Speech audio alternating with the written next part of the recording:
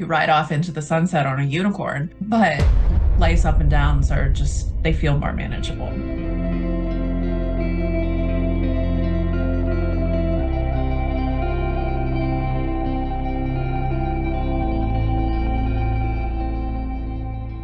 Welcome to Controlled Chaos. I'm your host, Shana, and this is Hadley. Am I saying that right, first of all? Yeah, you got it, Hadley. Okay, and go ahead and introduce yourself and tell us a little bit about. Sure. My name is Hadley Sorensen. I live in the Washington, D.C. area. I am a mom of three boys, and I'm a marathon runner and a writer. And my first book is coming out hopefully this May. I don't have a date quite yet, but it's been very exciting. And I sort of found myself in this alcohol-free space. And, if you had told me 10 years ago I'd be doing this, I absolutely never would have believed you. I was somebody who went right from, I always say I went right from sort of the college binge drinking scene into the mommy wine culture scene. I transitioned very seamlessly, and binge drinking was just sort of how I learned to drink. And moderation was not in my vocabulary. It was something that I always struggled with. I was a blackout drinker. I always held so much shame around my drinking. And in 2021, I finally decided that I was sick and tired of feeling sick and tired. And I walked away from alcohol. That makes it sound really easy, right? It wasn't, but just the short version. And I haven't looked back, and it, completely changed my life and opened up so many doors and brought me here to you having this conversation. And it has just been the wildest but most beautiful ride. Yay, I love that. So I follow you on Instagram, and that's where I met you, obviously. But Yes. you are one of my favorite people, and that's because Oh, I really came from a space, first of all, working in treatment, but then just in my own life of where I was like a shit show crazy drinker, right? Like, no question that I needed to stop drinking. And you and kind of some of the other women on Instagram were the first people that I had really met that were like, hey, I have a problem, but it doesn't necessarily look like how it may look for other people or how it looked for you. And that was like new to me because I had worked yeah. in treatment all my life. So, by the time people get there, they're on like their 10th worst day, right? Right. Or worse. And it was my first experience, or I guess the first time that I seen people who were like, hey, like alcohol is not okay for a lot of different people and maybe overused, and it might not look like how it looked for you, but it's bad. Like it's not good. Like you kind of are like one of those mamas who we like look up to and are like, hey, I want to be like that and I want it, but you were struggling and Yes.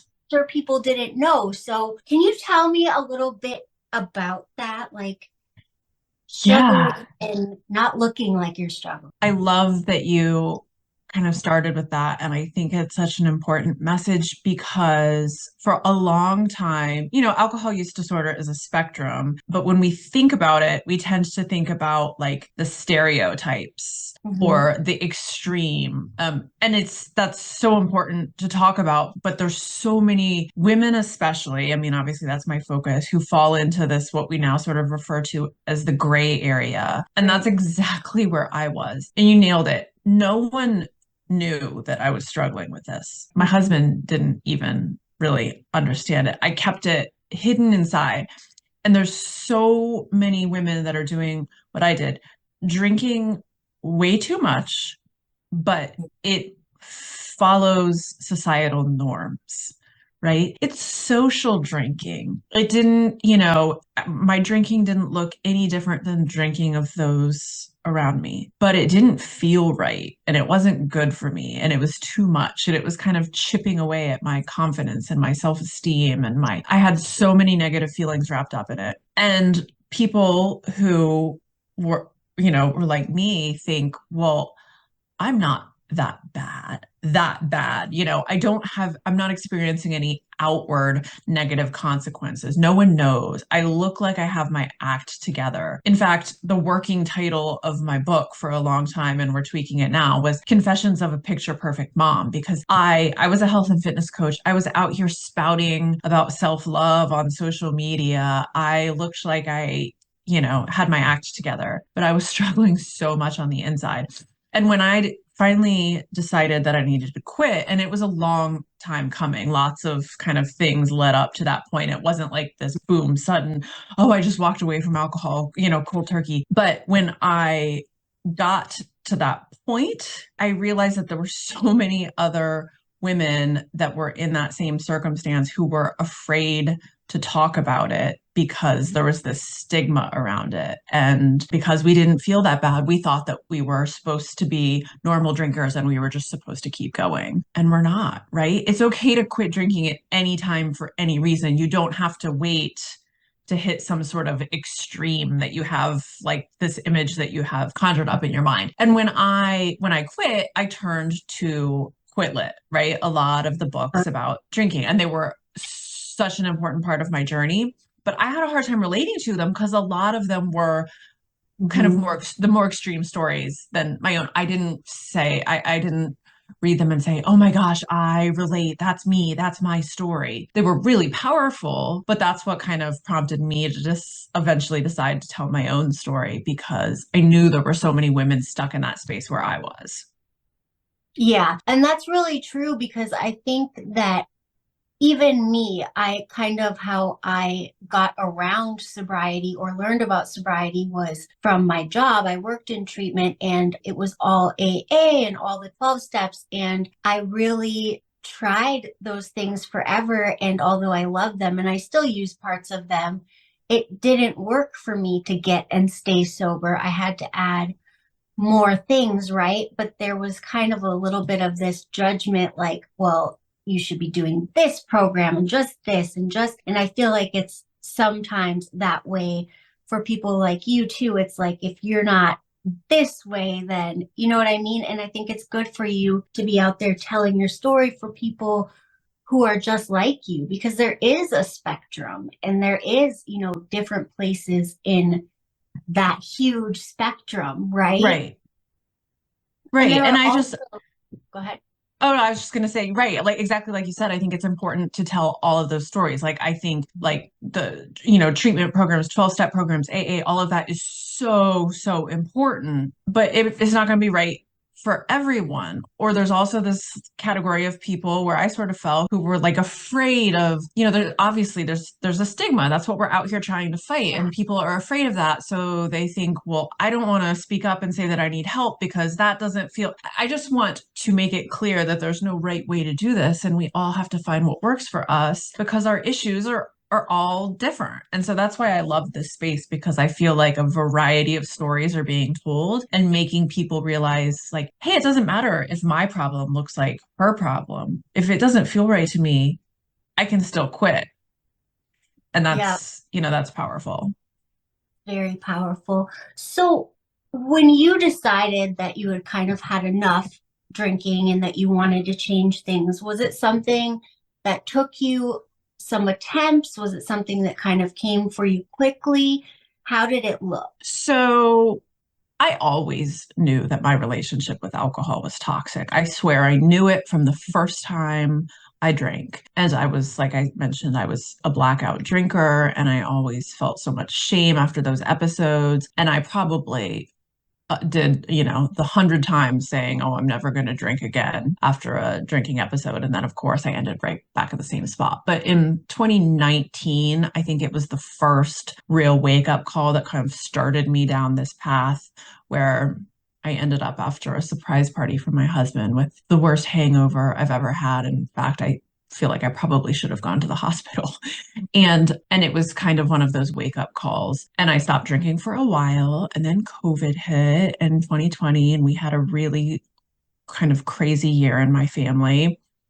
Mhm. And so I turned back to alcohol, but I kept kind of having these moments where after a drinking episode, it was like I felt like I was getting closer to something, but I didn't Mhm. know what. Does that make sense? Like I knew something big was coming, but I just wasn't quite there yet. And then in 2021, I just really, for the first time, felt the impact that it was having on my mental health. This cycle of drinking too much on the weekend at our lake house, being hungover for days. It really spiked my anxiety, led to sort of depressive episodes. And then every week by Thursday, I'd start to feel better. And then we'd go back to the lake and it would start all over again. And so it was in the midst of that. I woke up one morning at 3 a.m. with like the spins and the hot chills. And I like took my Advil and drank my water. And I said to myself, this is going to be my last hangover. This is it. And so I went from there, and it was, in fact, my last hangover, and I've been going strong ever since. So people will say, oh, you did that so suddenly, you just made this decision. It had been brewing for a long time. And I just I hadn't been ready. So there weren't failed attempts in, oh, I had a sober streak and then I kind of relapsed or broke it or stepped back, whatever you want to call it. But there were lots of kind of moments leading up to it where I thought, okay, this isn't going to work for me for much longer. I just don't know what that means. And that morning, it was like I was just filled with kind of a knowing from head to toe. And I thought, this is it. I have to make a change. Right. So this is going to be kind of a nosy question. I know this is Yeah. a podcast, might be a little too nosy. So you can tell me you don't want to answer it if you want. But Okay. my question when I'm sitting here listening to you, and it kind of was this way for me too, is it sounds like you have a husband who's kind of like stable, successful. You are probably stable, successful, minus the drinking, right? Yeah. Do you think that having your husband there kind of protected you from like falling all the way down or like becoming that like what are you like knock down drag out type of drunk? Because I feel like for me, like even as much and as hard as I ended up going, my parents really like saved me from a ton. Like when my husband came into my life, he was like, hey, like you still have everything. Like you have your kids, you have a house, you have a, and you like didn't leave your room for 2 years. How does this happen? Like what? But my parents really like helped me, saved me, and didn't really let me hit rock bottom like I guess other people would have in my position. And I feel like when I hear how you were drinking, it sounds a lot like a drinking problem, but it Yeah. doesn't like you had a lot of consequences. Yeah, that's such a good question. Nobody's ever asked me that before, and I don't know that I've really like thought about it in that context. So I love that. No, it's not too nosy. I think you're right. I think that was the case. My husband, I've talked about on Instagram, he's a moderation unicorn. Yeah. Like he still drinks, but very moderately. It's I 98% of the time, I don't care. I Mhm. knew early on that the way I drank felt different than the way he drank, right? Because I couldn't moderate and I would black out and then I would feel so ashamed and I would be worried if he was mad. I feel like it was probably a combination of my husband and my kids because there were certain rules that I could follow for myself, right? You know Right. how we love to make rules when we're trying to moderate. But my kids never saw me drunk. That was a rule that I followed. My drinking was kind of like controlled situations. Like, yes, I would have a glass of wine or two in the evening. And again, these are all things that helped convince me that I didn't have a problem, right? Right. Because I could drink moderately sometimes. I could just have a glass of wine or two at night. But if my husband's drinking had been more like mine, I think it would have been a lot easier for me to kind of keep spiraling. It would have been easy for things to escalate from where they were. I was at a point, I think, where it was like a fork in the road. Either things were going to get better, I was going to change, or things were going to get worse. And I think my husband helped rein that in, and my kids helped rein that in for sure. Yeah. I just like when you were talking, I kind of just wanted to point out or ask because I think a lot of times when we're talking about like the differences or the things that are alike, I think it honestly it depends a lot on your situation, the Oh, people yeah. things like that, because I've run into and have a lot of friends or have even met a lot of girls in treatment who have nobody, right? And when they fell down hard because there was nobody to catch them. And even like as far as my children, like if it wasn't for my parents, I would have lost custody of my children. Like I was that bad.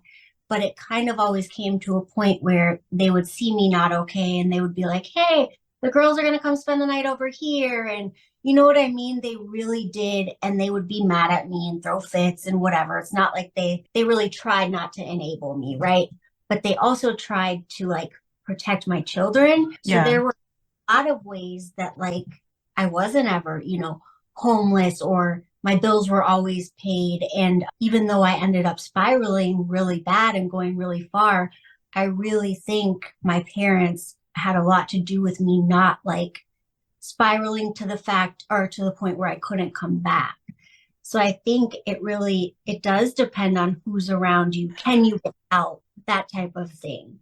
Yeah, and it's a reminder that our stories, even though they're different, there's a foundation of privilege that I have to be really grateful for. And I don't mean necessarily like financial privilege but the fact that we had a safety net in our families, we had loved ones that were going to catch us when we fall. And so I try to always be grateful for that because I know it's easy to see how people without that have very different outcomes.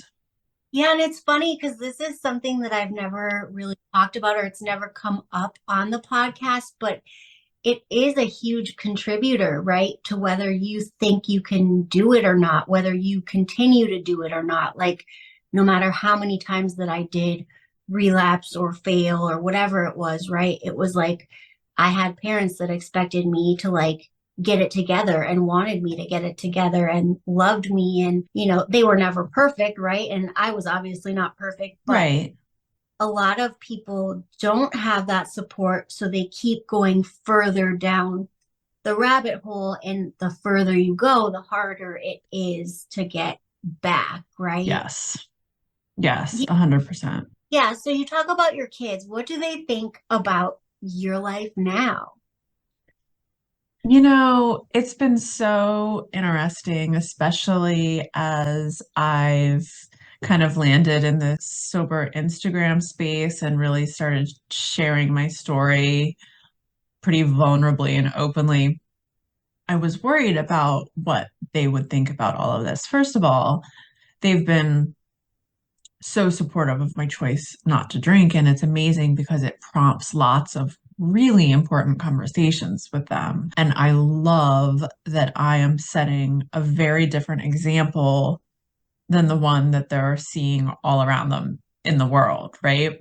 Like I said, I feel fortunate that I was in a place where they weren't seeing me at my worst, right? They weren't seeing me drunk but I was still sending lots of subliminal messages about alcohol because, as I call myself out frequently on Instagram, I was the queen of the mommy wine culture garbage, glorifying and romanticizing alcohol and talking all about how it could fit in with a healthy lifestyle, everything in moderation, which was so ridiculous because I couldn't moderate to save my life. And I had the coffee mug that said this might be wine and the silly dish towels and the shirts that said rosé all day. And I was opening a glass of, having a glass of wine at 5 o'clock every night. So I was sending lots of subliminal messages about alcohol and what we use it for and what we need it for and how important it is to adult life. And they were at ages where they didn't fully understand it, but kids notice everything and they were soaking it in. So I feel like I made this change at the perfect time because they were starting to understand, really get drinking alcohol and what it meant and what it does. And so I was able to change the narrative and kind of turn it into a teaching opportunity, much to their annoyance, I'm sure. Because I'm always like, well, and let's talk about that ad but they've been so supportive. And with as one's a teenager and one's about to turn 13, and then I have my stepson is 25, and I thought, are they going to be okay with their mom out here sharing all this stuff on Instagram? And they are, and they think it's kind of cool. And they've said, oh, my friend's mom started following you because her best friend struggles with drinking, and my youngest told me that he was going to have all his teachers buy my book. And I was like, okay, well, maybe we don't need to be. But yeah, so it's been a cool experience to go through it with them at the age they were at, because I could kind of make them a part of it. I like that. So let's talk about moderation because there's all these statistics and stuff out now that people who drink like even twice a week and things like that, that their depression is raised, their anxiety is raised, stuff like that. So why do you think, if that's the case, that it's so, I guess, widely accepted to drink all the time? It's such a good question, and the whole conversation about moderation is such a funny one to me now, right? Now that I'm on this side of things, because why do we even talk about moderating an addictive drug? Like, no one would say, we all make the jokes, no one would say, like, oh, how about some crystal meth just in moderation or only on special occasions, or even smoking, right? No one's like, well, it's okay to smoke just in moderation. And we know that alcohol does just as much, if not more, harm than a lot of these other drugs. So why is moderation even part of the conversation? I don't know, because it's been part of our culture since like the dawn of time. That's what people will say. I think that tide is turning, right? The CDC and the World Health Organization and all of the guidelines that say any drinking is bad for you, are all those things that you mentioned, but our risk of cancer goes up with even small amounts of drinking. Breast cancer, especially in women. Like, why would I want to do something that's going to raise my chances of breast cancer by 15% or 20%? I'm bad with statistics. I was just checking some of these for my book, and I have to go back and forth constantly because I can never remember the numbers. But yeah, I think it's a conversation that's going to change over time. I think we're headed in the right direction. I think there are some people out there who can drink moderately. There's no objective definition really of what moderate means, right? But I use my husband as the example. He can have a drink every now and then, not stress about it, not think about it, doesn't have to make rules for himself. He can like leave a restaurant with half a cocktail still on the table. It doesn't take up space in his brain. He's not always thinking about it, right? But I actually feel like this is anecdotal, but I feel like that's more unusual than the alternative. I mean, Right. alcohol's literal job is to make it hard to moderate. It's addictive. So I think it's such a funny conversation, and people get so fired up about it. And, I'm not trying to suggest that everybody in the world has to quit drinking and we should bring back prohibition. But I just think when we're talking about moderation, we need to, I don't know, we need to change the narrative because it's kind of a bizarre concept. What do you think? What's your take on it? I definitely think it's a lot like smoking, right? Like it was very widely popular. And first of all, I had heart surgery at like 27, and they really connected it to I was on a prescription drug for ADD, and also, which was a stimulant, and then also drinking. So they really connected that to my heart surgery. So I have always thought that like it is not super healthy for you, right? But I believe that it should be obviously legal and you can do what you want to do. But what I wish would stop is like all of the glamorization, right? Because it's not that way for everyone. I mean, I feel like I had friends that would, only smoke when they drank or things like that. And then my grandpa had like emphysema and a lung transplant, right? He smoked for years and he couldn't stop no matter, even when he got emphysema, he couldn't even walk, and he had to stop in between like the bathroom and the couch to breathe, and couldn't even lean on his arms because his skin would rip. He was so skinny, and he still smoked, right? Because he couldn't stop. So, and I'm sure at that point it's like, why? Right. Um, but point being is like there's people out there who just smoke every once in a while, or they like to have a cigarette with their coffee. But cigarettes are addictive at the core, right? Right. For most people, if they smoke, they're going to continue to smoke and it's hard to stop. So I feel that way about alcohol. I just feel like I wish it wasn't like all over TV and made to look like, oh, the all the pretty popular people do it, because somebody who has anxiety, depression, trauma, any of that stuff is really going to be more apt to overuse that and just have a problem. And it's like out there, like it's just the most amazing thing in the world. Um, Yeah. and it really feels that way at first. Like the first time I drank and, used, I was like, it was like God himself came down and, made me feel good. I had confidence. I was happy. Well, you don't feel like that after you've been drinking for 3 years in a row. You know what Yeah. I mean? So it's like this Yeah. gratification that doesn't stay. Well, and it's such a lie too. The glamorization and the ads and the social media, the memes and the reels we see with the mommy wine stuff. I mean, half those people, like it was me, right, who are making it look so fun and carefree and glamorous and whatever. They're struggling. They're hurting. They're having a hard time with it too. So like, let's just stop the BS. Let's like call it what it is. Like, yes, people are going to drink, but do we have to advertise and target women? Do we have to pinkify everything to make women buy it? Do we have to, I mean, it's just, it's nuts. I was talking about this with somebody yesterday. I saw in my Facebook feed and I thought I had tried to screen record it. It was a Mhm. Facebook ad and somehow I lost it. I got to go back and find it so I can share it. But it was an ad for Cameron Diaz's wine line. Have you seen this? She has this whole wine brand now.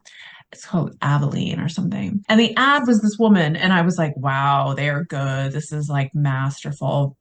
And this woman hit on all the major like checks for like hitting women where they're weakest. It was like, are you a busy mom who's so tired and you just need like to do something for yourself at the end of the day? Well, that's why you need this wine. And it's clean and it's sugar free and it's free of pesticides and blah, blah, blah. But yet it's still ethanol. Like, let's be clear. And, tell your friends, get together with girlfriends. I mean, it hit on like in one, like this one woman talking for 30 seconds, she hit on every major like touch point for women. And the old me would have been like, ooh, I want to try Cameron Diaz's wine. It's just so icky and slimy. And I feel like as women, we should be taking a stand. I really, really believe that this is a feminist issue at its core, the way women are targeted with all of this stuff. And we're smarter than that. We need to start fighting back. It's so funny because when I started my coaching business, which was just a few months ago, because I had taken time off and just worked my regular job, and Hmm. I'm going to get sober for a long period of time. And I didn't think I would go back to working with women, but just a few months ago, I was like, I really have, that calling for it and I love it. And it's funny because I was only really thinking about like online and coaching that way, and it's because I live in a super small town and the treatment just isn't very good here and there's just Yeah. not it. So I was like, I'm going to try online. And that's how I found like the Instagram community. I didn't even really know of it. Well, recently there was this 424 thing that everybody was planning events for. And Kim from Sober the New Cool, or Sober is the New Cool, had asked me about it doing an event. So I was like, I guess. And I posted on this women's group in my area and was like, hey, I'm just curious if anybody would be interested in like doing a dinner with maybe like mocktails or just like pop, or and just getting to know other women in the community that might be like sober curious or sober, or it's not like a strict guideline, but just sober fun night, right? I probably had 400 people answer in 20 minutes, and I live in like a small, I was the only Black person to graduate in my whole entire high school. from my, like, that's how small my town is. Like, there's Oh like my gosh. people here. And since then, I have a little Facebook group of women or whatever. And I was like, okay, well, do you guys want to come in my group? Because they were like, well, nobody does anything like this. And they were so excited. And I was like, I have a group. Like, if you guys are interested, I never really thought about it. And so many people were so excited. And I was like, oh my goodness, like, people really are craving other people. All these women are like, I have no idea what to do. Like, there's nobody here that doesn't drink. There's nothing to, but there is. You're just not seeing it because it's not really talked about. And I Yeah. don't know if I was embarrassed in my own area. Like, I grew up here and I do like the social media stuff and I do the, and at a head level, I wasn't embarrassed, but I think that I was just like, nobody's going to want to do that here. Nobody's going to. And it's just been this last week that it's really like, there's a ton of women that That's want amazing.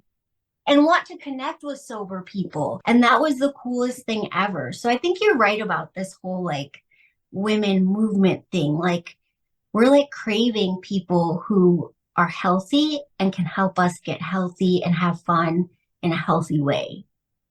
Yeah, and I think you touched on something. I think a big concern for a lot of women who are sober curious or whatever you want to call it, they're exploring their relationship with alcohol on some level. I think something that holds them back, a lot of what I hear from people online is like, I'm afraid of what my social life is going to look like. I'm afraid that I want, and I had the same fears. And I don't have many sober in-person friends. Everyone I know still drinks, and I've been lucky because my friends have been supportive and I've found ways around that and it's been fine. But it would be nice to have people in my area that are alcohol free that I could connect with. And there's this desire with women, I feel more and more, you'll have to tell me if you agree. There's this desire to connect with women who are doing the work on themselves, whether we're talking about like sober work or just like the work to become the best version of themselves, to grow, to learn, being open to new opportunities. That sort of openness, like you can feel that in women, and they're different to be around than the people that are kind of stagnant and stuck. And there's a different energy. And that's kind of what I crave in the people I'm going to spend my time with. It's funny because that's actually why I do the 12 steps or why I keep doing the 12 steps. Like, it has very little to do with alcohol. And I talked about this the other day with somebody how whether you do like the 12 steps AA or you do something else, 90% of us are doing the same thing in a different way, right? Mind, body, soul. Like, your AA group may be the Instagram community or the Facebook group you made up, or it really comes down to connection, like mind, body, soul. Take care of your body, connect with people. You know what I mean? Like, and soul, like higher power, doesn't have to be God, can be whatever, but like, it's really the same three core things. And what the 12 steps gave me that, like, because listen, the 12 steps did not get me sober or keep me sober, just for the record. Didn't do that. Did what it did, even when I wasn't sober, was make me a better person. It made me think about my actions. It made me think about my past trauma that I had been through. It made me look at people who maybe had hurt me. And instead of like fire breathing at them, I was like, oh, they're probably hurting. And that's probably why they did that. And I don't have to be their best friend, but I do have to like be a compassionate human and be like, hey, I bet you they didn't wake up in the morning like, how can I screw up Shana's day today? They probably were just trying to survive and I got stepped on in the meantime, right? Right, right. And like that whole progression through the 12 steps has really like changed who I am and how I think about things. And that's why I like the 12 steps. But listen, you could do that through journal prompts. You can do that through anything. It just gave me like a step by step guide to do some Yeah, of it gave you the structure, the framework, it. Yeah. and right. Right. Yeah. I think it would be funny to say, it would be bizarre if one approach worked for everyone, right? Right. And we will hear the extremes from either side, online. Like the trolls come out, you hear, I have the people jumping on that'll be like, well, you're never going to be sober. You're never going to stay sober because you didn't go to AA. And then there's the other people who are like bashing AA. And I'm like, this is all so silly. Why is this polarizing? There's like how many millions of people in the world that struggle with alcohol? Why would one approach work for all of them? Why can't we just support each other because we're all trying to get to the same place and we all need support. So, I honestly think what it is when we're trying to maybe, and I don't want to say advertise, right? But there's a lot of coaches out in this space or different things. And there's a lot of people who have gotten sober a certain way and are helping people and really think their way is the best way. And I think when we're maybe promoting or talking about our way instead of just talking about our way, sometimes we put down the other it's way. easy to bash the other ways. Yeah. Like, okay, people are offended. Like, I know one time I read something on somebody's thing, and listen, I don't even really go super into AA or in, I take some stuff from almost everywhere, right? But somebody had said something about how, like, if you want to quit drinking, you don't have to be a hopeless little girl who's, weak and hopeless. And I was like, well, I'm not weak. I am not hope or powerless. That's it. You know how they say I'm powerless over alcohol. And I'm like, but that's not what they're referring to by powerlessness. And if you're not in the program and you don't know the program, why would you speak about it? Right. Right. What they're talking about is like, I've tried to just moderate or quit on my own 99 million times and it hasn't worked. I need assistance, like a higher power, a program of some sort, connection. It doesn't mean like I'm such a little girl and I can't. So like I do sometimes I'm like, ugh, how rude. But instead of maybe like when we're trying to promote our stuff, instead of like putting other people's stuff down, I think there would be less combat between everyone if we just like said the good stuff about ours, But it's hard to do that because you do feel like yours is the best way. Yeah. I think the key is that this is all humans out here talking about this stuff. And because it's human, it's messy because humans are messy. So I think most of us are doing the best we can. And we're out here sharing because, I don't share in any way because I think the way I did it was the right way. I'm just sharing what worked for me and hoping that somebody who might relate to it will be able to take something from it. And I think if 90% of us go into it with that attitude, then we're doing good work out here, right? Because there's always going to be that messy human 10, 20%, right? That human element, just like with anything on the internet. But I think this movement, I think it's making a difference. I really do. Oh, yes, it definitely is. You have a big account. I'm not there yet, maybe one day, but I had like my first really like negative comment the other day. And I had like my first real negative comment the other day. And I was like, oh my goodness, like all offended. And then I was like, wait a minute, I should be a little bit excited. But what she kind of said was like all of you people out here in this sober universe, you just make it seem like you just put down the alcohol and it's all rainbows and butterflies. And I put down the alcohol 20 years ago and I still hate everything about my life. And I was like, oh my goodness, like, and then I thought about it and I'm like, I do talk a lot about how good things are, but there also are still bad times, right? Like I still deal with depression. I still deal with anxiety. But the answer to that, I guess, for me is that I don't pour a fifth of vodka on it and make it 10 times worse.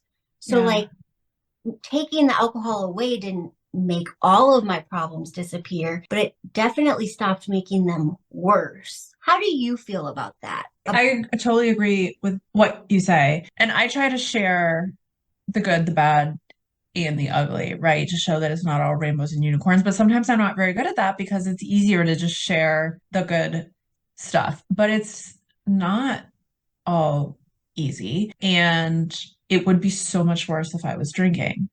And I feel like I am better equipped to handle those challenges when they come up. Like I did a lot of thinking this week. My dad was in the hospital. He came down with pneumonia last Sunday, and it happened really fast, and he was in really bad shape. And there was a lot of like stress and uncertainty and trying to figure out what we were going to do when he was released and all of this. And I kept thinking, I mean, I had no desire. It wasn't like, oh my gosh, I'm craving a drink, but it did prompt me to think a little bit about how I would have handled this situation several years ago. And I for sure would have come home and opened a bottle of wine and been like, oh, I deserve a drink. And it would have only made things harder and less manageable. And then I would have had anxiety and depression the next day. And it was just, it was hard, but I felt like I was equipped to handle it and I knew I could get through it. And that was a really empowering feeling to think about the contrast between how I did it now and how I would have done it then. So no, I mean, it doesn't take away all life's problems. You don't quit drinking and then you ride off into the sunset on a unicorn, but life's up and downs are just, they feel more manageable. I agree. I definitely agree. And I thought like I kind of shared a lot of negative stuff, right? But when I thought about or the negative parts, but when I thought about it, I share a lot from before and mostly good things from now. But I guess like when I go through depression, anxiety, like I take a break, I say to myself, and then I'm okay after a day or two. Like it used to be like crippling, right? So, and alcohol made it that way. So taking it away really did make things so much better. Not rainbows and butterflies better, but definitely better. Like I wouldn't trade my life for the world now. And I think most people feel that way that are in sobriety, that are like doing work. Yes. Yeah. No, and I think that's an important distinction. And I'll tell you, if you ever get any upsetting, crazy troll comments, one, it means that you've arrived and you're doing something right, right? But two, you can always, give me a shout and we can compare notes because it's like no one really prepares you for that. At first, it's really hard and intellectually I know to not take it personally and not engage and not like, I'm not going to change this person's mind. But it's hard. It's hard to not take it personally when people are mean and nasty. And just like, I can't imagine taking the time to say some of that stuff on people's posts. Isn't it bizarre? Like, I see things I don't agree with on the internet all day long, and I just scroll past them. I can't imagine stopping and saying, I think I'm going to say something really mean to this person. I don't know. It just blows my mind. So if you ever Or want to like, commiserate, yeah, or like you have a different opinion, like stating your opinion in like a respectful way, and you guys have a conversation, yeah, something. But oh my goodness. And also like it was her comment specifically was just like taking something that I said like super out of context. And it's like, so you picked one 20-second reel and like picked it apart, which it's just so crazy to me that people like have yeah. that time. But then, And they don't even read the caption, right? So it's not right, even like you're like, I'm like, no, I definitely, if you looked at any of my other stuff, I feel like I definitely share. I mean, I share a lot of my life and like it's not perfect by any means, but it is so much better, like so much better. well, I'll tell you, I'm terrified getting ready to put this book out into the world. And it's like, it's like the next level of that. I'm thinking, oh my gosh, people are going to review, people are going to have all kinds of opinions. I mean, I put it all out there and it's terrifying. It's a really cool feeling to like share that part of your heart, but it's also really Where is it scary. being released at? What was that? Where is it being released at? Like, where is it coming out? It'll be available on Amazon. Mhm. And I will have dates soon and all kinds of details. So people can follow along on my Instagram or my website, which is just hadleysorensen.com for updates. And as soon as I have dates and all of that, I will be sharing that. But yeah, Yeah. I'm nerve sighted, I would say. I'm nervous and excited. Did you write it yourself? Did you get help? Yeah. Nope, I wrote it all myself. And really, most of the writing was done almost 2 years ago. I started kind of journaling soon after I quit drinking because I've always been a writer, just in kind of different capacities. And writing is sort of how I process what is happening to me. And so I started kind of journaling and writing and sharing little bits of it on social media and kept going and finally decided, wait, I think this is something I'm going to do. And I'd always wanted to write a book, but I just didn't know what that was going to look like. And so I decided to go for it. So the book really encompasses like my first year giving up alcohol. So sometimes when I am going back, reading and editing things, I'm like, oh, my perspective has changed even since then. But I feel like it's important to tell the story the way I did, just from that, for somebody who is just kind of starting to tackle their relationship with alcohol, kind of what it looked like in those early days. I love that. That's so cool. Well, I'm excited for it to come out. Oh, And thank you. if they want to check you out, what is your Instagram handle and all that jazz? Instagram is where I spend most of my time. It is just at Hadley_Sorensen. And then, like I said, my website is HadleySorensen.com, and you can sign up for email updates. I don't put out a lot of emails. I usually have like a monthly newsletter, maybe. But as updates come out about the book, I'll be sharing them that way. So you won't get spammed. But if you want the updates, that's a good way to do it. Yay. Well, I'm so glad that I got to have you on. Is there anything that you have that you want to say before we go? Anything special you want the viewers to know? No, I would just say I am honored that you had me on. And I think what you're doing here is so important. Sharing your story and encouraging other people to share theirs. I think it's really making a difference, and it's touching a lot of people. So keep going. You're doing good stuff out here. Aw, well, I appreciate you coming on so much. I know you're big time, Oh and my I'm gosh, no. so excited to see your book come out. Can't wait. Thank you, Shana. All right, girl. Bye.